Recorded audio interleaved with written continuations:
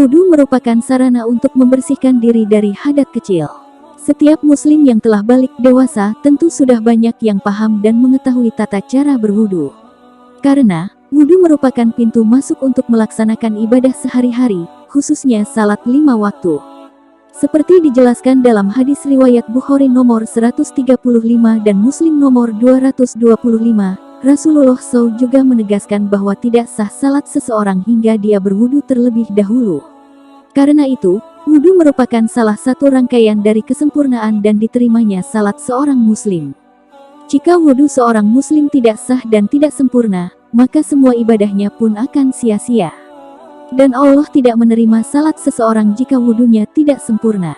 Karena itu, setiap muslim diwajibkan untuk senantiasa menyempurnakan wudunya.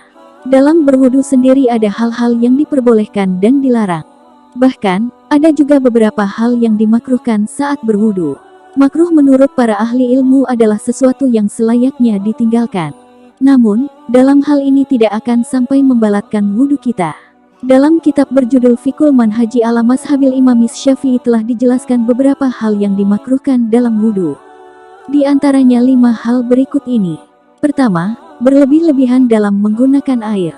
Hal tersebut dimakruhkan karena bertentangan dengan sunnah.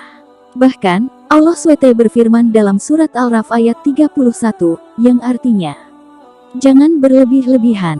Sungguh, Allah tidak menyukai orang yang berlebih-lebihan." Kedua, membasuh tangan kiri terlebih dahulu daripada tangan kanan.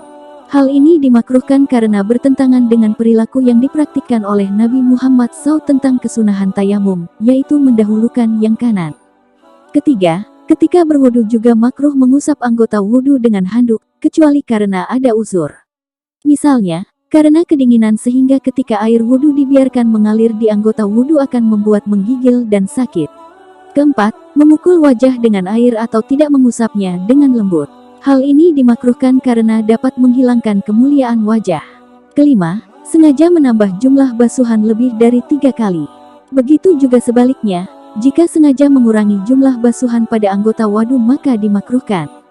Rasulullah bersabda, "Beginilah cara berwudu, barang siapa yang menambah atau mengurangi jumlah 3 kali setiap basuhan, maka dia telah berbuat buruk dan zalim." Hari Abu Dawud. Selain 5 hal itu, dalam kitab Fiqhul Manhaji ala Mazhabil Imam Syafi'i dijelaskan bahwa meminta tolong orang lain untuk membasuh anggota wudu tanpa uzur berhalangan juga dimakruhkan. Karena, hal ini merupakan salah satu bentuk takanur atau kesombongan.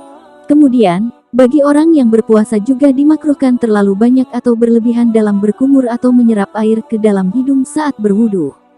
Karena, hal itu dikhawatirkan air akan masuk ke dalam rongga tenggorokan dan membatalkan puasanya. Sementara itu, bagi orang yang sedang ihram dimakruhkan menyela-nyelati jenggot yang tebal karena dikhawatirkan rontok. Kendati demikian, pendapat ini dibantah oleh ulama lainnya. Sebagian ulama ada yang tetap menganjurkan menyela-nyelati jenggot saat sedang ihram, tapi sebaiknya dilakukan dengan pelan-pelan. Wudu adalah ibadah yang sangat ringan dan mudah. Setiap muslim bisa mengerjakannya, bahkan anak kecil pun banyak yang sudah paham dan mengetahui tata cara berwudu. Namun, beberapa hal yang dimakruhkan di atas perlu menjadi perhatian agar wudu kita lebih sempurna.